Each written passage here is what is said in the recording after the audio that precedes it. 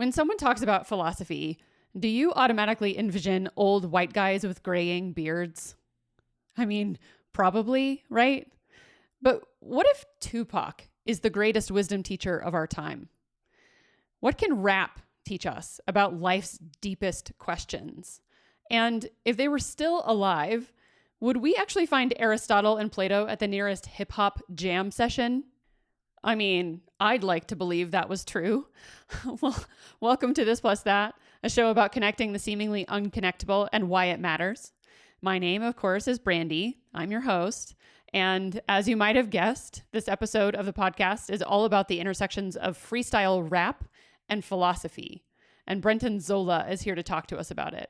Brenton is a longtime friend of mine, and he uses the power of words to cultivate humanity. He's a writer, thinker, multi-disciplinary artist, and all kinds of things, which is why we get along so well. Informed by an upbringing from Congolese immigrants and travel to over 60 nations, his writing and creative work blend narrative, philosophy, and history to examine how we build ethical societies. His work has appeared in the New York Times, Newsweek, LA Times, Inc., American Theater, Boulevard Magazine, Prism, and on NPR member station WBUR Boston, as well as PBS, among others. His professional journey started with living at a meditation and martial arts school in Asia, which led to work through social impact and the arts. Brenton has been an artist in residence at theaters and collectives worldwide and serves as a curator for the Tilt West Journal. He's a Moth Story Slam champion, a proud member of Playback Theater West and Storytellers Acapella, and a TEDx speaker and organizer at one of the world's largest events. He believes truth can be found at the intersection of disciplines and stories, which is exactly, of course, what we talk about today, including the tensions between intelligence and creativity, his mom's love of Tupac, where his love of rap began, how he defines philosophy, what philosophy brings to the table that science doesn't, rap as resistance and a demand for equality, what Brenton calls smashing atoms and why he loves it so much, a story about his time in speech and debate, a kind of freestyle performance, and his first early foray into mixing disciplines together, how the Greek stoa was the ancient version of the modern rap cipher, freestyle and philosophy as a practice of spotting patterns and making interesting connections, the value of a public forum for debating ideas and how rap still practices this tradition, Brenton's current favorite atom smashers, rappers, and all-time favorite philosophers, and you're not going to want to miss it, a closing freestyle rap from him. Just a couple things before we hop in. I do want to mention what Tilt West is, which is the organization that I just said Brenton helps to co-curate the journal for. And Tilt West is a local organization here in the western part of the United States, located specifically in Denver, Colorado, but promoting critical discourse focused on arts and culture through live events and publishing efforts that brings together a bunch of artists among the West. And there's one point in the conversation where we also mentioned someone named Natalie. She's another mutual friend, and we actually met at a Tilt West roundtable in early 2020, right before the pandemic happened. So that's it. I hope you enjoy this interview and you become as obsessed with Brenton and his mind as I have become since knowing him. And you start to get a little bit philosophical when you're listening to Kendrick Lamar and every other amazing artist that's alive today doing incredible rap. Enjoy the episode.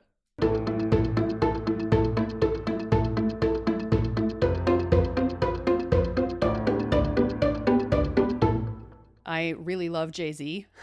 And one of my favorite quotes from a Jay-Z song, it's actually a quote from Boss by the Carters. So it's him and Beyonce. But it goes, over here we measure success by how many people successful next to you. Here we say you broke if everybody is broke except for you. And I think that's so, to me, it's not just philosophical. It's like such a statement on class that like the way that we look at success is not just an individual success. It's like if everybody around you is broke, then you're not wealthy. Like you're not actually rich. And I thought that was a fun, I just love that. I've always loved that quote from that song. Forgetting how old it is, but for however long it's been out, I've really loved that. And so I don't know. I think there's always these tensions between rap and class and all kinds of things in particular. But I also like to start conversations by asking what tensions or contradictions you feel like you're holding in your life right now. Ooh. That is a really good question. So, yeah, that's a really good question. I was having a conversation with an artist friend of mine who I met recently, and he's a really smart guy, has a really, large following for the very unique style of art that he does, and sort of at the intersection of like art and social impact and conservation. And he actually came into art by way of engineering. He was an engineer for a really long time. He did like mining engineering. And we were talking about how one of the biggest tensions that certain artists feel is that people sometimes don't think you're smart if you're an artist, that it's hard to be both like intellectual and highly creative. And I think there are some mediums that are more conducive to relieving that tension. I think writing is one of them. Like, I think a lot of writers are perceived as being intelligent, but as you get, I think, more into sort of the visual or maybe esoteric areas of art. And so I have felt for a long time, I've always said I have the mind of a philosopher and the soul of an artist. And I have felt that tension between like creativity and intellectual drive sometimes. So that's one tension. I very often feel the tension between being a first generation son of African immigrants and someone who grew up in the US, and how I find a sense of culture. And there are a number of other ones, but I'll stick with those for now. Yeah. There's a couple of things actually that sort of goes back to the quote even about class and, success, is that, you're talking about that perception of artists not being super intelligent. And I was thinking, because we're going to be talking about freestyle and rap, that, one of my first responses was going to be like, yes, I think writers are often seen as intelligent because I think writers are often having to employ themselves in academia to like make enough money. And so they're often teachers and all kinds of other things that I think have this perception of, a lot of intelligence. And I was going to say like, even writers who are musicians, though, I don't think are often inherently thought of as super intelligent. But I think that's also interesting because even within genres of music, or like you're saying, like genres of art, certain people are seen as more or less intelligent. And rap, like philosophy is one of those things where like when you think of philosophy, you think of like old, wealthy, white, rich guys, and when you think of, those are like the classic texts that would be in academic settings also. But when you think of, and, so I was also thinking like inside of classical music, like they're definitely seen as maybe more intelligent than rappers, but that's also a race thing. Like, often there are certain races that are in or out or, like within certain genres, and certain perceptions get applied across all of those things. Absolutely. 100% agree. Yeah. So how did you start getting into freestyling? What's the story there?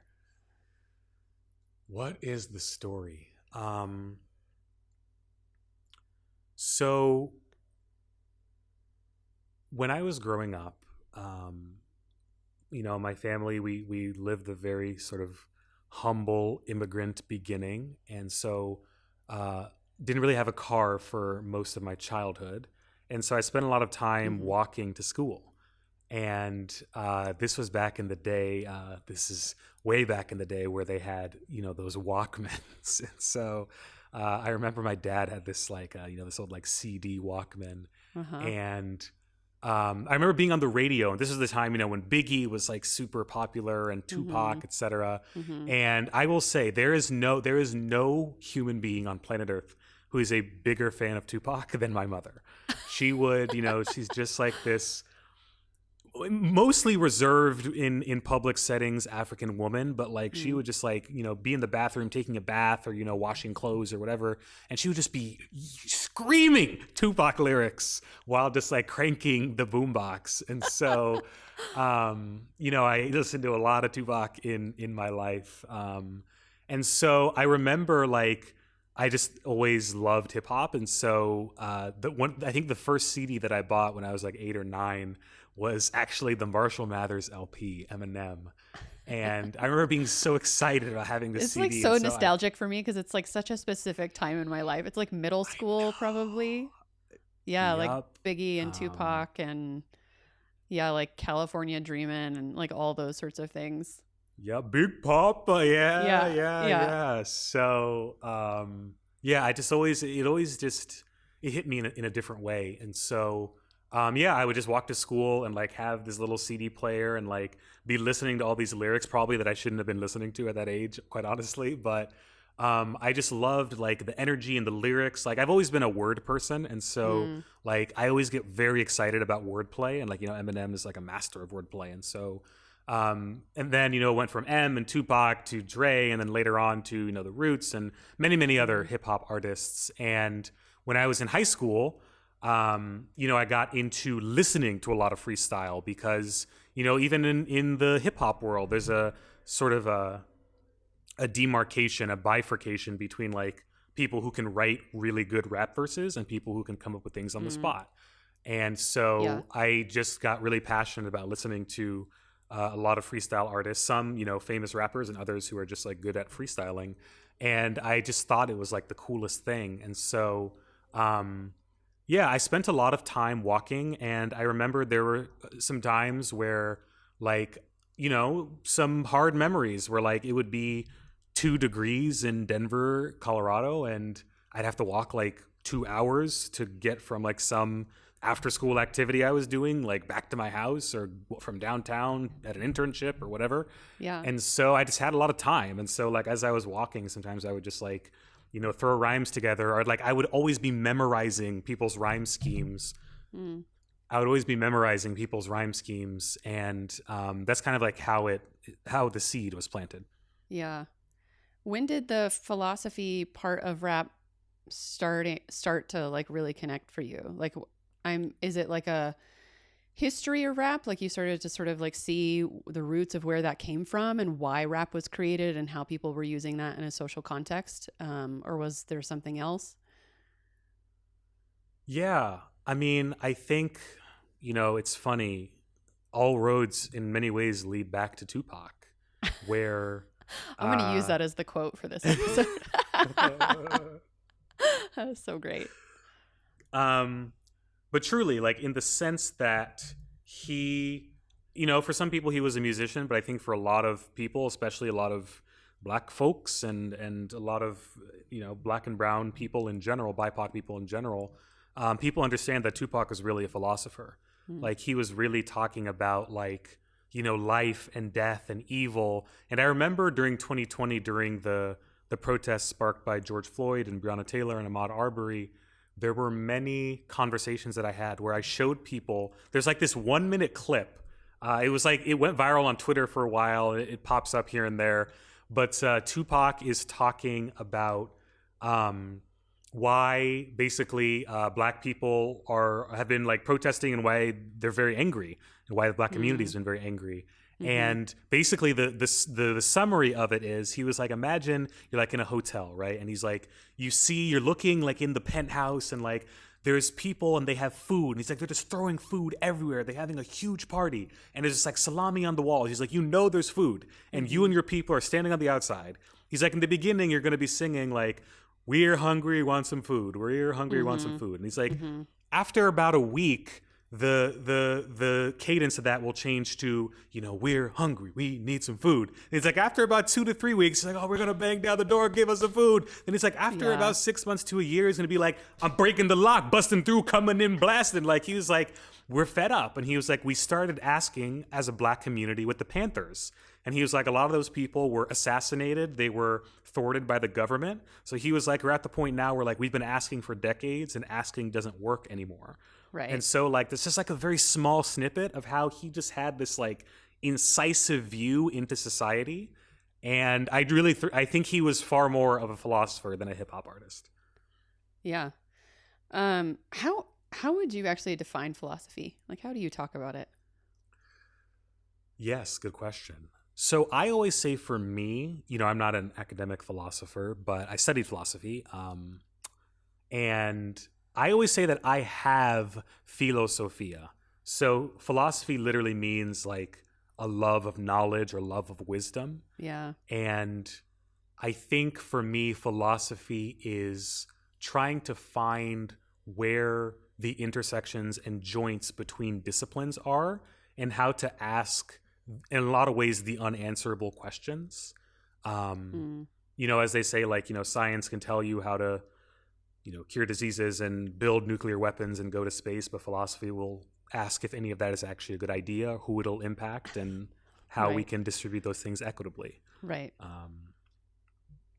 So yeah, that's how I would define it. Yeah, sort of my sense when I started getting into really getting into science was that, I started hearing a bunch of very, very intelligent people, talking about what they were up to in the world. And I would sit in lectures and it would be the most boring thing I've ever heard.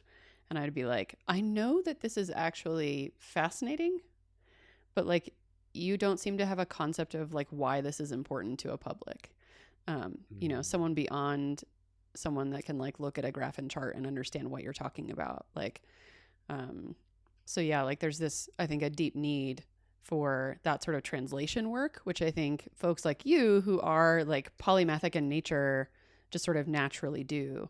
And so it makes sense to me that like you're the kind of person who's like concerned with the philosophical bent of those things, but also that like rap makes sense as a philosophical medium because, right, like historically it comes out of a group of people that are asking those questions, like trying to place and like make sense of a world that has often not given them space or resources in order to thrive. Yeah, and even like when I think about like the roots of hip hop, right, starting in like the Bronx and Harlem and New York, and like it really came from people like not having resources and like even like beatboxing, right? Like this idea of just like making percussion with your mouth because like you don't have a drum set, you don't have whatever, you just have the resources that you have. And so I think so much beauty of the Black and many brown communities is like just doing with, what you have and making oftentimes very magical things, or at least moving things out of that. Yeah, totally. I mean, what's interesting too is that that's sort of like a definition of creativity, right? Like there's some sort of quote about like imagination or creativity that's like, creativity happens when you have to create something out of like, like creativity happens within boundaries, meaning, like if you've got an entire world at your feet, you don't have a lot of need to be creative, but when there are boundaries there, you have to start actually creating new ways to operate. So it makes sense to me that it's like an art form, that was bred out of a place that was like, we got to work with what we have. I think where it gets dangerous though is this idea of, so I think about what you just said reminded me, there's this this Indian word, this I think it's in Hindi, called jugad, which is like that very idea, right, of just like MacGyvering something and making something magical out of it. But I think the danger of that is that, like, for example, like I've been into like photography and videography for a really long time. And I sometimes would like be on social media and like I would look at some like really amazing photo or video and I'm like, man, that is really amazing. How do I get that same effect that this person has gotten? And like I would try to like, think about like lighting and the settings, all these different things. And like finally it came to a point where I was like, I actually don't think it's possible without buying this like $2,000 lens that this person has. And so I think sometimes like there's a line with creativity where like certain resources actually do allow you to unleash your creativity in different ways. Totally. And it's my wish that more people have access to really bring those dreams into fruition in a big way. Right, of course. Yeah. I mean, there's a huge part of creativity that's like, I mean, being working artists is like such usually held up in society by privilege that you have to have enough resources in order to actually do your creativity because we don't really resource creativity the way that we resource other professions. Right. Yeah.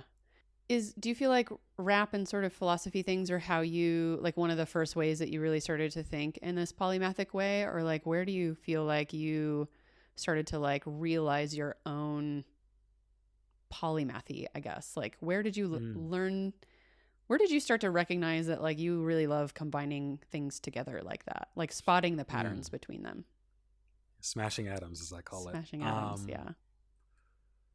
I mean, I'm going to be honest. I really have always been that way. Even when I was a kid, I mean, I probably annoyed my parents and my teachers, but like I was like the kid running around in like fourth grade being like, I'm trying to read this book about dinosaurs. Then I'm trying to read this thing about, the Perseid constellation. Then I'm trying to read about like this old math theorem. Then I'm trying to read, Hop on Pop. And I have just like always had an interest in a lot of different things. And I feel like, to be honest, that's really not unique to me. I feel like most human beings have pretty varying interests. It's just that at a certain point, I think society puts enough pressure on us to say, oh, you can't do that anymore, especially when it comes to like our professional life and our professional persona. Yeah.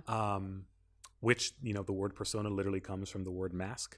And so I guess I just never really got to that point because I would always be just like referencing one thing in another environment. And so for me, it really started, I was a huge speech and debate nerd in high school.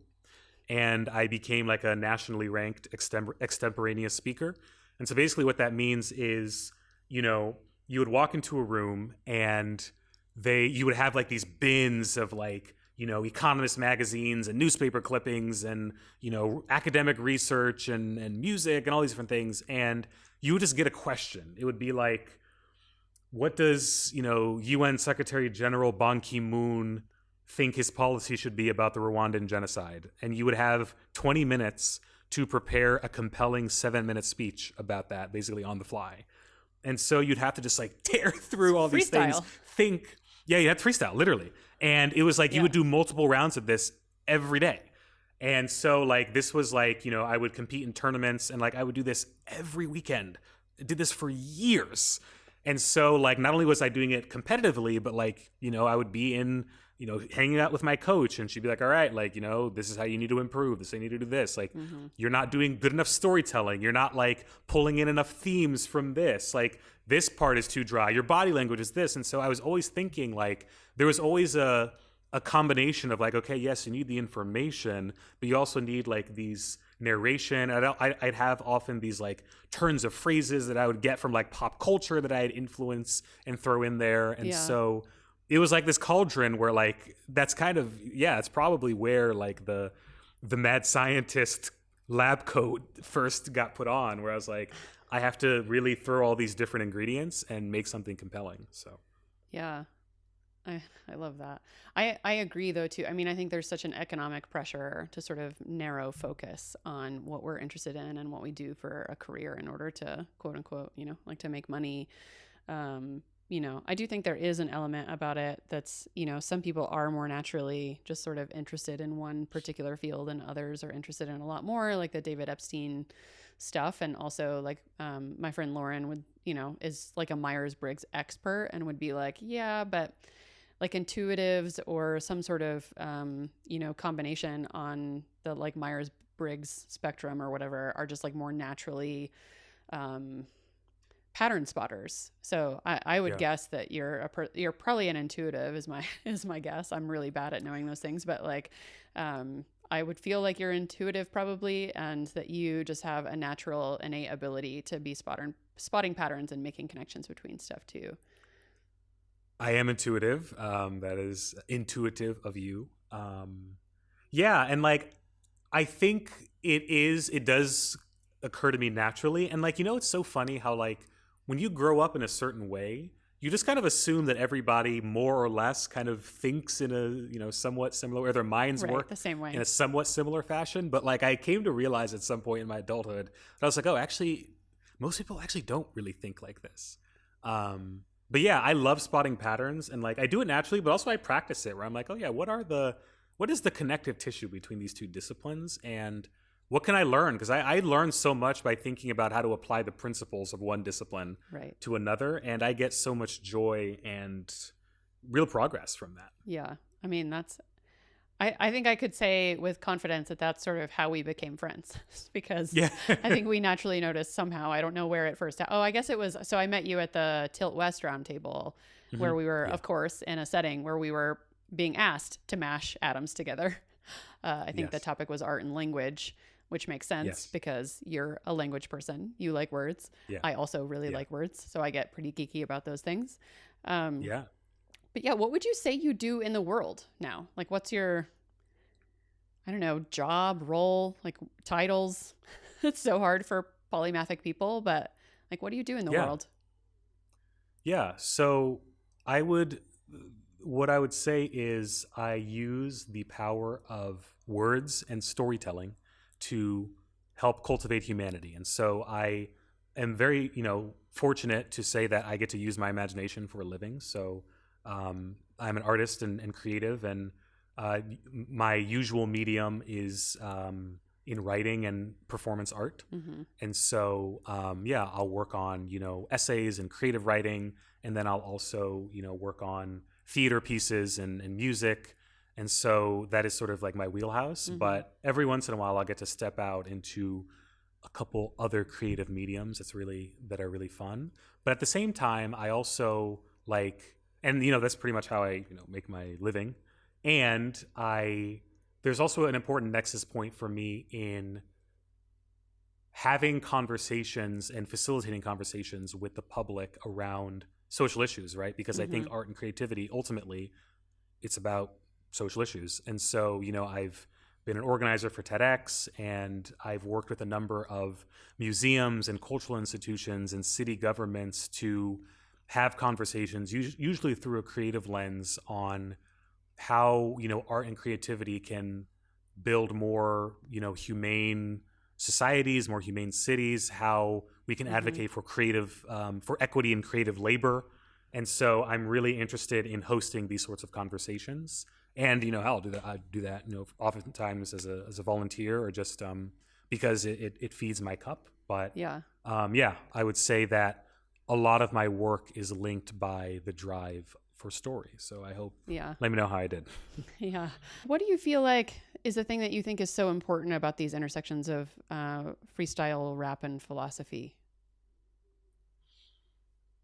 Yeah, I mean, I think there are so many intersections. So philosophy, I think at its core, is about trying to make meaning of life and to communicate ideas that sometimes are not necessarily the most popular in society, or are about trying to ask questions that, again, don't really have straightforward answers. And I really think that hip hop and freestyle are also about that in many ways, where you can find, content in a rap lyric and a freestyle lyric about literally anything. You can, freestyle about, science and astronomy. You can freestyle about, death, and you can freestyle about dragons and Pokemon, and in some way you can link all those things together. And in philosophy, I feel like it's the same way, right? You can have phenomenology and deontology and ethics and aesthetics, and pull all these different pieces together to try to make sense of what is my experience of the world, and how can I relay that in a way that's valuable to other people. And then the second thing that I would say is, I think philosophy is really about trying to be present in the moment that you're living in, while also having a view for the sort of grander scheme of time and life. And I think freestyle is the exact same way, where freestyle is all about being present in the moment, because you have to be thinking about what's in true freestyle. I know there's nuance in freestyle, right? Sure. Where there's off the top freestyle, for those who don't know a lot about it, where it's people literally making things up in their mind on the spot. There's another, kind of style of freestyle where people will take lyrics from songs that they've pre-written and they'll kind of mix and mash them up. So I mean, sort of more of the improvisational kind of freestyle. It really requires you to be present in the moment to understand what's going on, but also to be able to link ideas that may not be immediately obvious to your listener or to your other MCs and hopefully bring a moment of delight or insight or whatever into the space. Well, isn't that just fitting? Like freestyle itself is a genre all about linking things together that, surprise, delight, and probably inform people, like give an insight on life that someone might not have thought of if they hadn't paired those two things together. Yeah, definitely. Yeah. And I think that, in the same way, how you sort of share a quote in the beginning of each of your episodes, like, when one scrolls through any social media feed, there will be some quote from some philosopher at some time, and like very often people will be like, oh yeah, I feel seen by that, or I feel understood. Right. And freestyle is like the same way, where like you'll say something in a lyric, someone's like, oh yeah, I really felt that. I felt really seen by you saying that. Yeah. So I also see that ability as well. Yeah, it's like a way that humans, I mean, I think that's when, again, like I think when I started getting into science, because I had been in art for most of my life, and you said earlier, about certain, artists not being really perceived as intelligent, and I think I've mentioned it maybe even I think it was in the David Epstein interview, where I sort of talk about the story of like my family and how actually I was at dinner the other night with my dad, and he was driving me home, and we had this conversation because I was like referring to how smart I think he is, because so often in our family there's this like running joke that my grandfather, who went to Princeton and teaches math at a university in California, and my aunt, who's like a double doctorate in philosophy and Slavic languages, and my grandfather, who was a chemical engineer, and my grandmother, who was a teacher and, taught several different subjects. My dad and I think it was my grandmother who at some point like said that my dad and I were the creative side of the family, which was like sort of a knock on our intelligence. Like everyone else were the smart people and we were the creatives. And I don't even know the origin of that. Like, I don't know if that's actually the way that she intended that. Like she could have intended it like a compliment, and my dad just heard it like a knock. But regardless, it started this story that for years my dad would say that, and I would, I sort of thought the same thing, but at some point realized like, I'm, I think generally a pretty intelligent person, and my father also like, worked in computer and like computer networking and knows like languages I can't even get my mind around. Like most people don't understand actually how computers talk to each other. And my father is like brilliant at that. And so I was like, it's a different kind, but like she said that because like he plays guitar and he has for basically his whole life.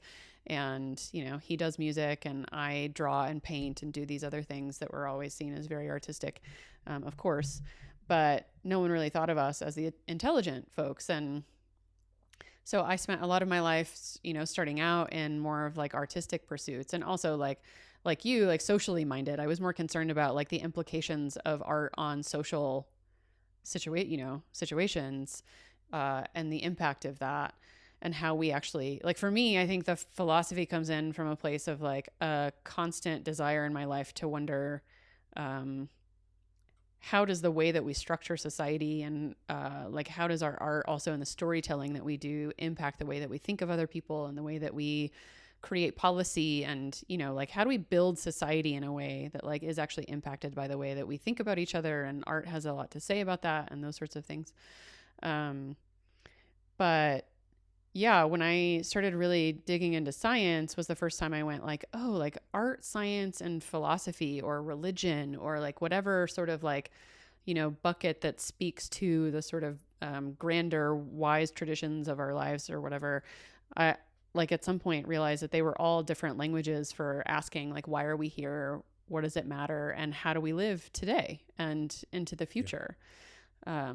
So yeah, that, of course, that makes a lot of sense. And I think that's so interesting to think about freestyle as like philosophical, not just in content, but also in form. Yeah, definitely. And yeah, isn't that so interesting that like, I can't remember if this was in your conversation with David Epstein or not, but, even this idea of how some of the most successful physicists and scientists were highly, highly creative.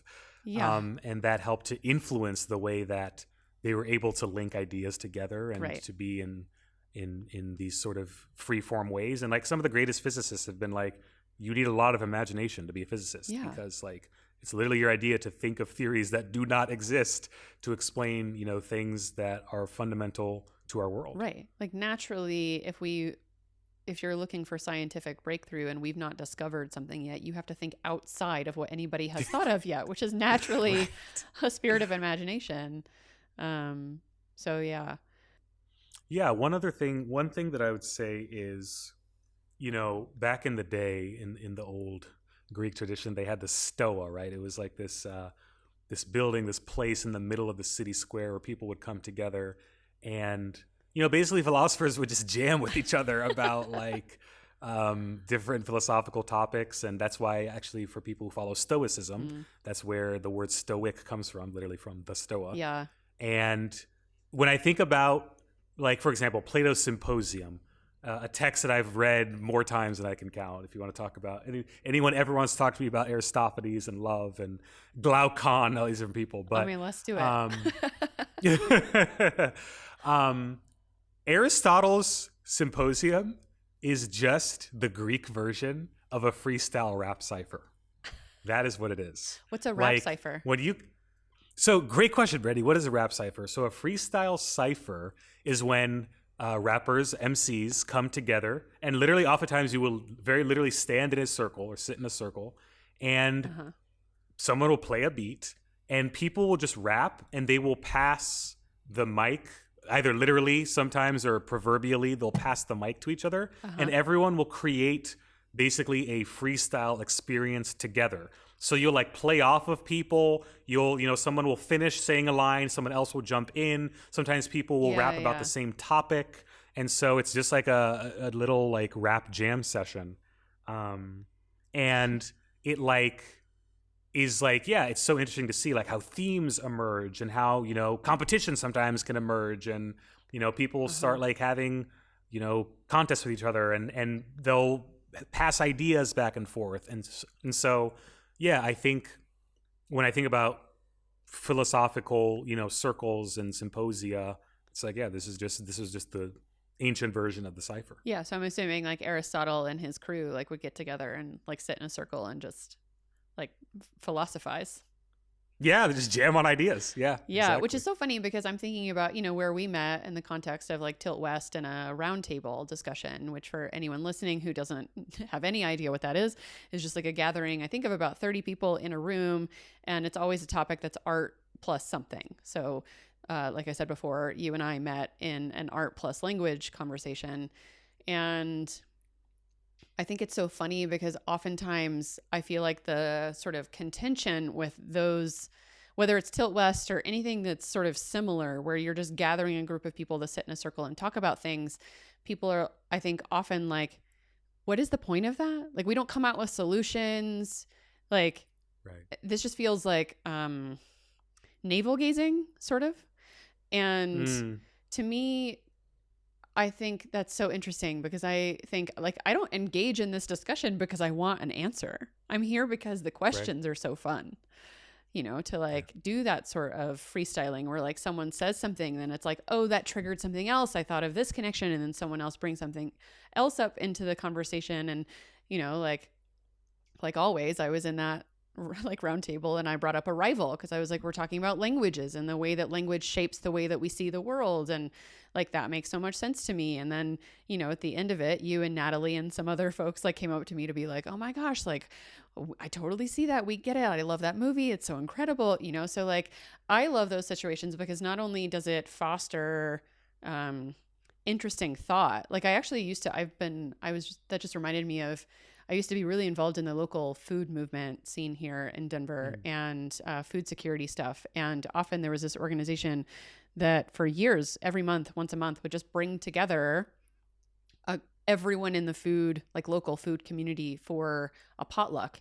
And it was so fascinating, not just because we ate together and like would make connections naturally that way, but at some point when we had all sat down to eat, they would have each individual stand up and say what their name was and what they did in the world, or like what projects they were working on. And the amount of like connections that got made between like, oh, you're a bee person and I'm a wine person, and I do koji and soil over here. And, you know, like it's like you've just been at the experience house, right? You see this sort of like these connections being made, not just socially, but also like in projects then that come together and go like, oh, what you're doing would actually align really well with what I'm doing. Even though we have two totally different specializations, I can see something happening here.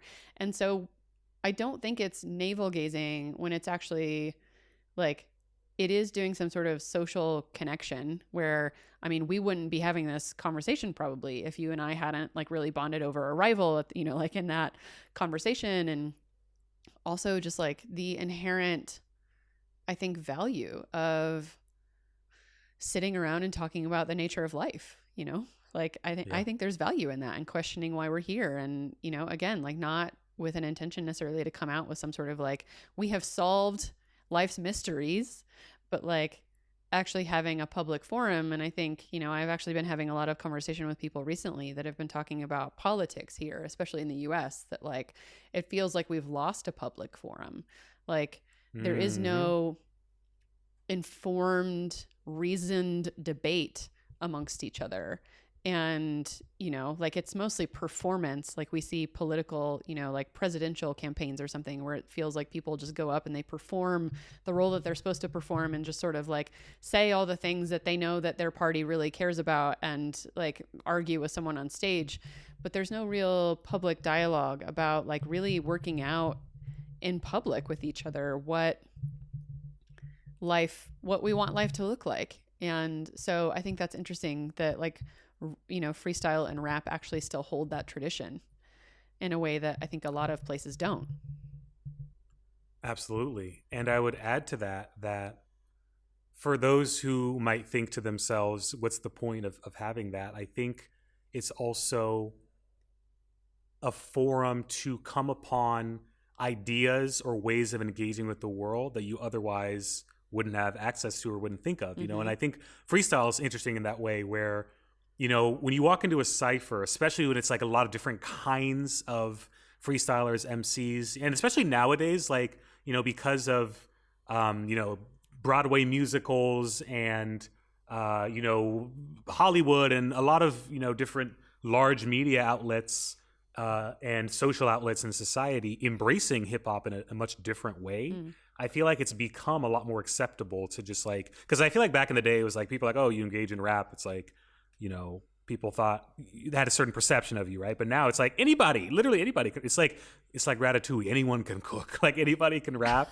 And so nowadays, like being in a cypher is fascinating because I'm like, oh my God, you have a Silicon Valley guy who, you know, works for a tech startup next to this like Brooklyn MC, next to this like stand-up comedian, and they're all engaging in a different way. And I always think to myself sometimes, like even like stylistically, like what people do, I'm like, man, I never would have thought of that. Yeah. That's so interesting.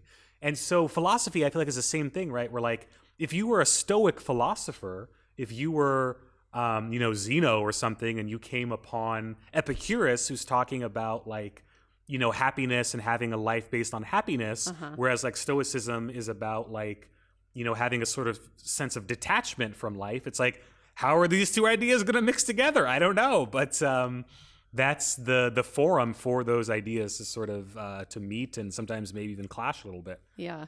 And really speaks also to the value of diversity, right? Because if you're like in all its ways, right? Because if you're just sitting in a cipher where everyone is basically coming from the same place, then there's not a lot of ability to like bring in stuff from other genres or styles or whatever. And so the beat just basically stays the same, for lack of a better way to put it. Like it just, so bringing in a range of diverse voices actually helps, fuel creativity because it's making much more interesting, wild atom smashing, like you said earlier. Yeah. I think you did a freestyle workshop sometime last year with a neuroscientist. What was that about? Yes. Yeah, good question. So I teamed up with, back when I was in college, I had a very close group of friends that we called the Freestyle team. And we would get together literally 5 or 6 days a week and freestyle for hours about anything that we could think of. And eventually, you know, people would just come to, I was in a fraternity at the time, people would just come to our fraternity house and just like, you know, sit on our couches and just like ask us to freestyle about whatever. Yeah. And then it spiraled into more and more things. But one of my friends who was on this freestyle team, very close friend of mine named Graham, I called him up and I was like, I think that we should do a workshop on freestyling. And I had just been doing these roundtable conversations during the pandemic, these digital roundtables, even it can happen digitally, on this place called Interintellect, and connected with a number of neuroscientists there, but one in particular who I pitched the idea to. He's like, yeah, this is, you know, super interesting. And so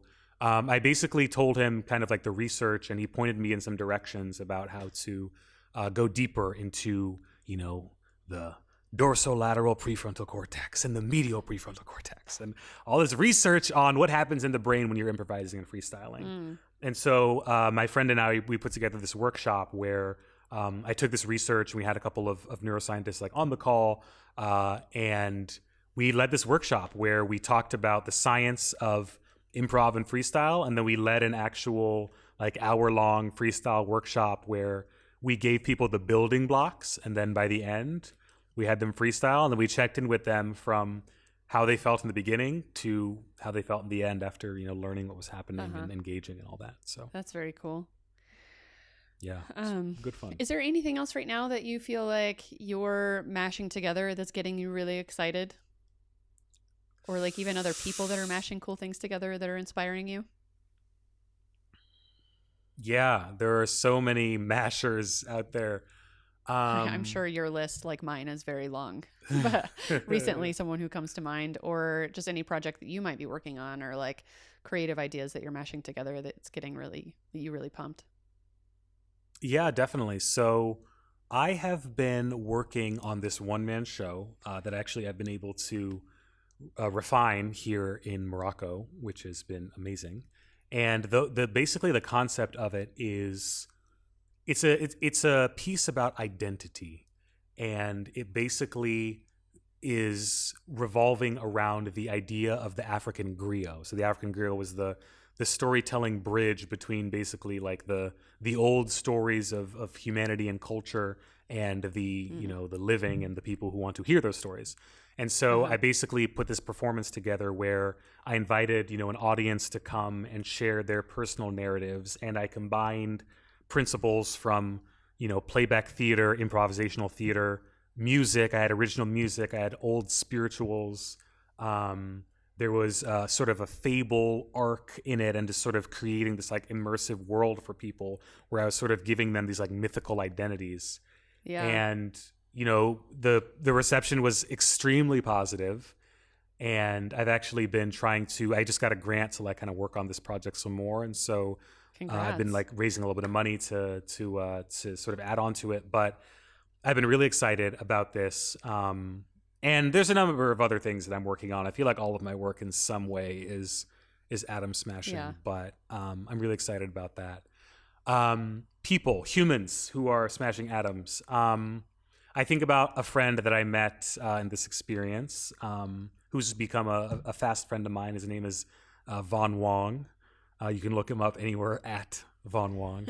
And he is, I mean, I just remember the first time I met him, he showed me some of his work, and I was like, wow, this is truly remarkable. So he is this amazing installation artist who takes like plastics and repurposes them into these, or plastics and other like, you know, used goods, and repurposes them into these like kind of crazy like mythical photos. And so for example, he has a Guinness World Record for a few years ago. He got 168,000 plastic straws, and he made them into this like cool, like almost like coastal cresting wave.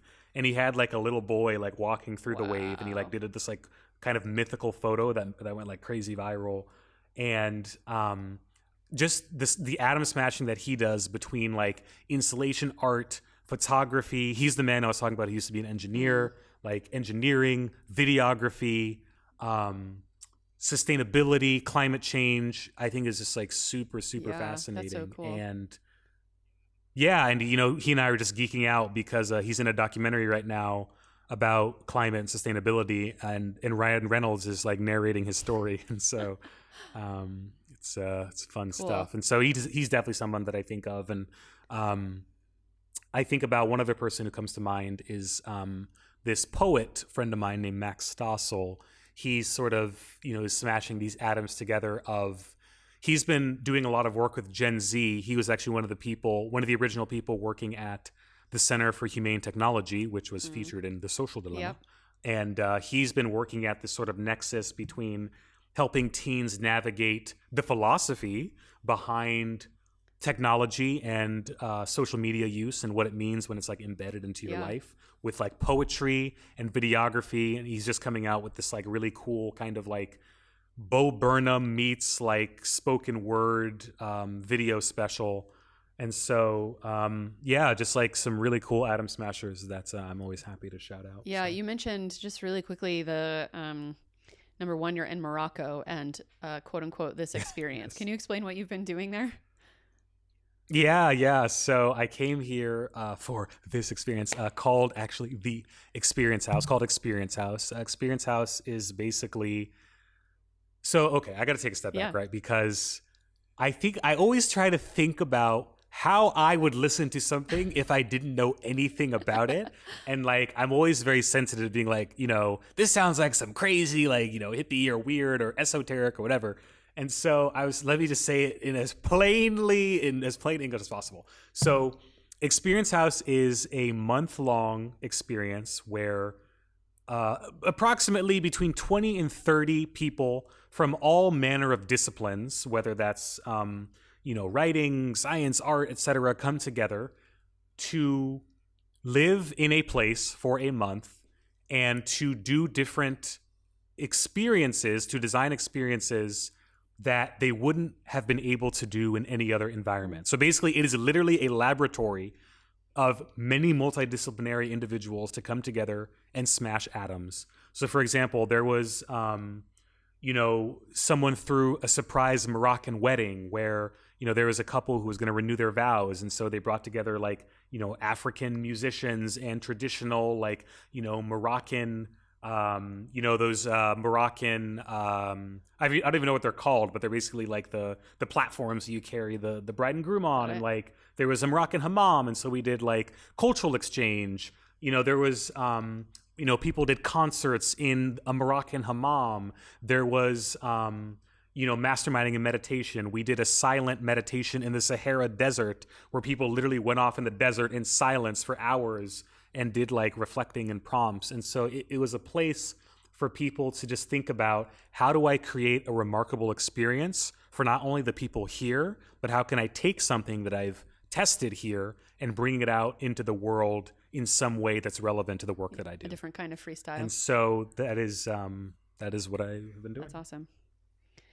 Cool. Well, do you feel like there's anything we left out that you would want to make sure that everyone really gets about the intersections of freestyle and philosophy? Yeah, I would. I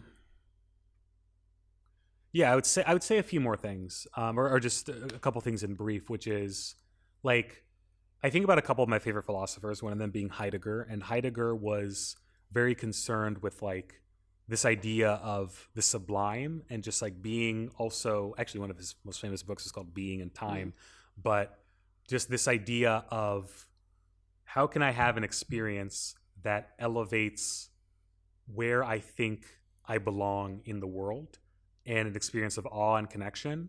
And going back to this idea of neuroscience, when we're improvising, when we're freestyling, what turns off in our brain is the dorsolateral prefrontal cortex, which is about like inhibition, self-judgment, all the narratives that we get. And what lights up is the medial prefrontal cortex, which is about pure connection, imagination, connectivity, dreaming, creation. And when you're in that space, you can co-create awe with people. And so when I think about like freestyling, I don't only think about it in the sense of like we have to put on a beat and we're all rapping, etc. But it's like sometimes you're just in a conversation and you're just vibing with someone, or like, yeah, let's just freestyle together. Let's just see where these ideas are going. You and I are kind of freestyling in a sense right now.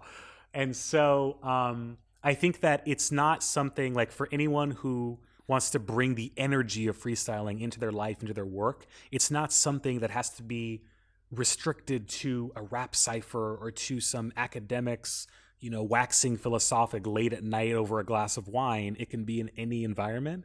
And that's really the beauty of it, that it's literally for anyone and everyone at any time. Yeah.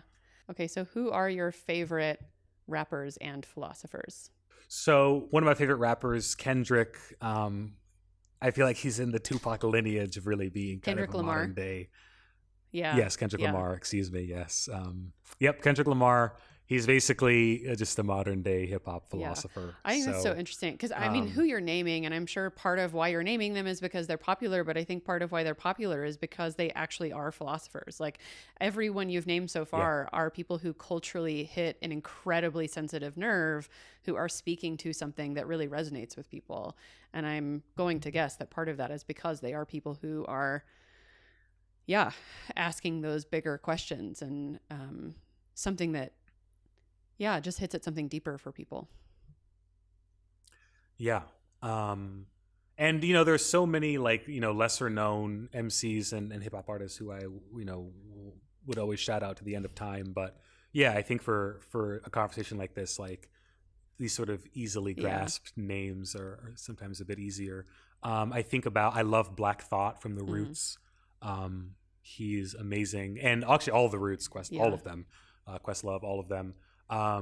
MC Solar, who is probably the most well-known, well-respected French rapper of like the 90s and early 2000s. I grew up, being an African person listening to a lot of French rap. And so he is just an incredible MC. Philosophers, let's see. I'm a big fan of Aristotle. Aristotle is my boy in many ways. Voltaire, Emerson, Ralph Waldo Emerson, Wittgenstein. Why do you feel like those folks resonate for you as philosophers? Yeah, so I mean, Aristotle. Let me start. What do you think they share? Like I guess is sort of how I would say that, just to like. Yeah. I think the thread between them is. So some philosophers, even nowadays, and actually this is probably even a bigger problem nowadays than it was back then, because now there's a huge divide between what's called continental philosophy and analytic philosophy. So continental philosophy is like what we think of as philosophy, like people thinking about big ideas, movements, etc. Analytic philosophy, though, is like, philosophy of logic. And so it's very like mathematical, very scientific. You even literally use math symbols in it to like make logical proofs. And nowadays, when you go into academia, generally all people care about is analytical philosophy, which I feel like is actually kind of unfortunate.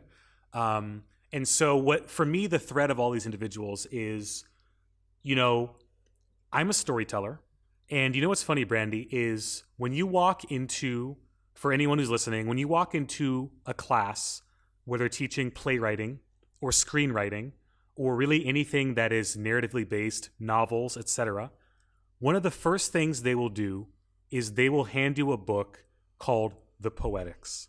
And they were like, if you want to learn about screenwriting, if you want to learn about how to make a Hollywood film, read The Poetics. Who wrote The Poetics? Aristotle. So a lot of people don't know that like the basis of you watching The Dark Knight is because some screenwriter read Aristotle at some point in like college or writing school or whatever. And so the fact that like one man could have such a profound impact on these ideas of ethics and government and law, but also in art and all these different fields, Voltaire similarly and Emerson and others similarly, is just absolutely fascinating to me. And the fact that like they were drawing these connections because one, they had the perception and intuition, but two, because they could. And I think that that's amazing. And that life shouldn't be siloed into these, different spheres, that it's always in conversation. But yeah, even just that like reminded me, I mean, a second ago, like I was saying, like I think you choosing Kendrick and Tupac, like these folks, like I think it seems clear that part of why they resonate so deeply with culture is because they actually their rap or their art form is built on a philosophy, whether or not people realize it or not. And I think the same thing holds true with some of our most powerful movies. I think that when we remember a movie or it resonates profoundly, or a TV series or something, like largely, I think it's because it's built on a type of philosophy, or at the very least is speaking to something that's deeply resonant. Like, I mean, part of why I grew to love Star Wars as I got older was because I started to realize that, like, oh, there's like a mythos, and like this is built on an enduring myth of humanity. And that's why it seems to do so well financially and commercially, that like, that's not the reason it's being done necessarily, but like some of the most powerful art is built on deep, resonant through line. I mean, it's why most storytelling, you hear the hero's journey. Like there's something in myth and philosophy that actually speaks to deep meaning about being human. And if you don't, I think that makes sense that like when you're training in playwriting, that you're actually like it makes sense that one of the first things that you teach people is like, you got to know actually about philosophy and storytelling, like how you actually communicate deep resonant ideas with people. Makes a ton of sense to me. And I think part of me has always been, and in a way that I think I hear you talking about your love of theater, that I have always loved, like media, like movie and television and visual storytelling, in part because I find it to be one of the most powerful moving ways to like actually mass sort of affect a group of people. And if that's true, then certainly it has been used for evil, quote unquote, but it can be used for good. And like, how can we use that form of storytelling to actually like create significant change? And like one of my first interview episode was with my friend Shannon, who teaches environment and film. And, in part of that conversation, we talk about, I can't remember if it got cut actually, but we at some point talked about Chernobyl, the HBO show. I don't know if you've seen, but like it was one of the more powerful things I've seen that affected me about climate change, and also just in general, like the state of the US and how we talk, like how we ignore the truth and all kinds of things, which is all just like a long rant to say that, I think our most powerful art is actually largely done by incredibly intelligent people. Like whether they knew it or not, we're building that art form on top of a deep philosophical lens. I agree 100%. And I would go so far as to say that if anybody has had a profound, like world-changing impact, I would almost always categorize him as a philosopher. Yeah. Like when I think about like Richard Feynman, I'm like, yep, he was a philosopher. Yeah. Like I think all the people who get to the level of humanity, they always have to they use the lens of philosophy through the prism of whatever their particular discipline is, right? And so I 100% agree. Are there any projects that you're working on right now that you're done with Experience House, or things that are coming out soon? Yeah, for sure. So for the last 6 months or so, I have been working on this project with WBUR Boston. They are the national NPR station in Boston. And they have a podcast called Last Seen, which is about people, places, and things that have been lost, both literally and metaphorically. And I've been working on an episode about the Year of Africa. That was a year when 17 African nations in 1960 declared their independence in the same year, and it was led by Congo. And actually, my great-grandfather was one of the people in the first free government of Congo. And so I've been able to do an episode interviewing a number of people who were involved at the time. I got to do some original music, some narration. And so I kind of made it like an artistic sort of lyric homage to this time. And this Leopoldville, the capital of Congo at the time, Kinshasa now, was so vibrant. I mean, like, there were just swanky jazz bars and like film noir. They had the first electric bus in the world. It was really an innovative place. And I feel like that beauty of Africa has been lost. And so I'm excited for that to come out. And of course, it ends with a freestyle, which is very fun. Okay, well, in similar fashion, would you close us out with a freestyle? Sure. All right. So, as you like to ask questions, I like to do a couple rapid fire questions before I begin. So, Brandy, if you could have any superpower, what would your superpower be? And why, if you're willing to share just a little statement about why. Fitting to what we're talking about today, I would be able to read everything in like a flip, like sort of a cartoon, like you could flip a book and I could just read and like retain basically everything. I think sort of that combination, because I think being someone who is also in love with knowledge, that I would just love to crush like every book around me that I wanted to read in a short amount of time. Though I'm afraid, of course, that would take away the love of it, that the slowness of it is part of the joy. But yeah, I think, for the purposes of this conversation, I think that's probably the most fitting answer, actually. Okay.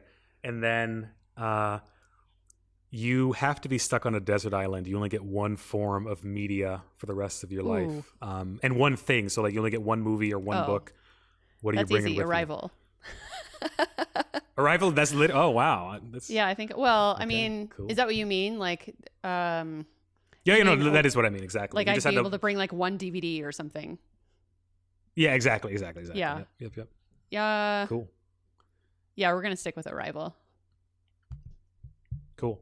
And then last quick question I have for you. What is like your ultimate comfort food? Like if you're just like feeling down and you need to pick me up, what do you go to?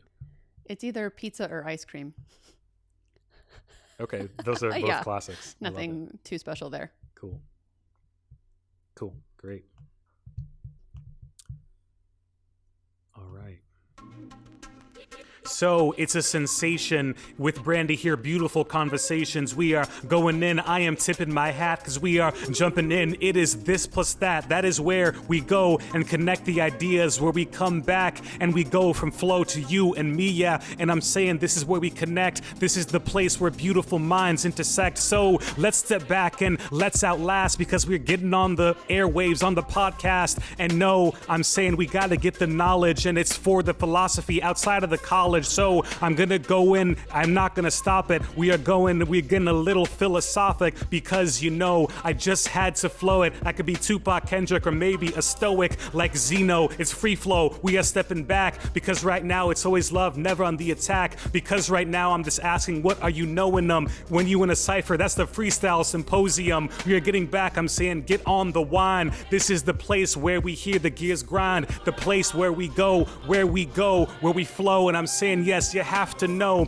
freestyle and philosophy is about the mind. It's about the place where we have to unwind. It's about asking the biggest of questions. It's about finding the biggest of lessons, because right now in life we don't have answers. But I'm saying right now you have to be a planner. You have to be willing to go out into the dark. You have to be willing to ask, where do we start and where do we end? And what is life? What is fighting? What is love? And what is strife? It is the biggest questions. It is the biggest path. And I'm saying right now we just have to do the math. So I'm going back, and it's a little bit of free flow, and going back it's a little bit of arrival, because Brandy's like, that is my island time. That is the one thing I would take with me to pass the time, because it is in the rhyme. When I step back, I'm committing lyrical crimes. So when I'm going, I am in the flow, and I'm just saying this is the place where we have to go.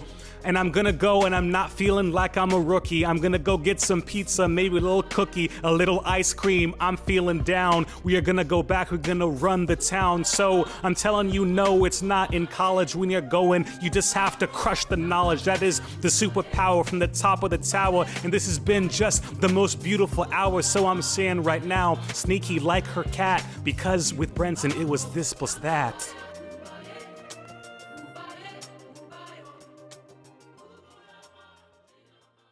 Wasn't that amazing? What a gift to do that on the spot, and what a gift to be able to. I mean, I think it's so incredible to be able to make connections in your brain instantaneously, like on the fly like that. I do this podcast because I love making connections between things, of course, but making them in a stream of consciousness that actually is comprehensible to the public on the fly is just so wild to me. I'm in just such awe of Brenton and his work in the world, and I'm guessing you are now too. So if you want to find out more about Brenton and see all of his work online, you can find him at Brenton Zola. That's Zola, brentonzola.com.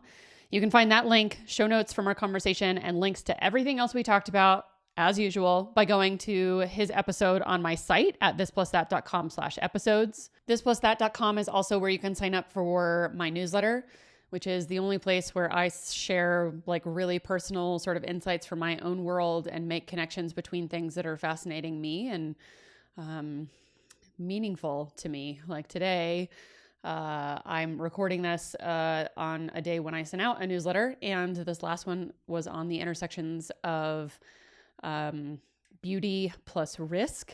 And it's a story about how I just really deeply believe that humans are hardwired to give beauty everywhere we go, and that we are constantly told in this world that it's too much of a risk to give of all the things that we want to give. And so we hold back all the time, but that holding back of the things that we want to give and the beauty that we want to create in the world is actually killing us. And I think it's bad for our health. I think it's bad for blocking flow of gifts that come to you and all kinds of other things. So I wrote about that in the newsletter this morning. And if you want to hear things like that, definitely sign up. Again, it's at thisplusThat.com. You can also find me elsewhere online, of course, at thisplusThatPod on Twitter and Instagram. And if you're grateful for this work in any way, you can drop me a tip or become a monthly supporter by going to my website and clicking on mutual aid. Whether you support me financially at all or not, you get equal access to all of my content, y'all.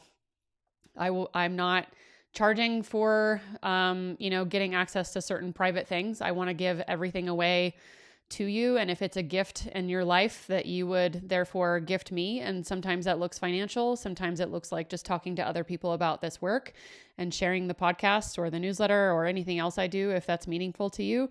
I've also been doing a lot more on YouTube lately, which is really fun. So I want you to go subscribe on YouTube. You can find a link to that also on my site. And yeah, I don't know. I just want to keep sort of doing this whole gift, giving it forward thing. So if you love this, please help support it in some way. And if it's just meaningful to you and you don't have the resources, then, that's where you're at. And I'm equally as thankful for you as anyone who gives hundreds or millions of dollars, right? Like to me, I was just telling my friend Julianne the other day, I think as a creator, operating in my most authentic way is getting to a place where I believe that rich or poor, or my cat's meowing in the background, no matter who gives me what or how much you give me, that I'm just grateful for everything, because this life is a fucking gift, right? The whole thing is a gift that I get to do this work. And so if it's meaningful to you, that means the world to me. I also want to thank, as usual, the team from Upfire Digital for doing the audio processing for this show. I love them. They're spectacular. You can find them online at upfiredigital.com. And because my cat is about to walk all over my recording equipment, I think I'm going to call that good. So thank you. Thank you for listening. And until next time, just keep being this plus that people and mashing together seemingly disparate things and working on holding complexity and nuance in your life. I love you for it.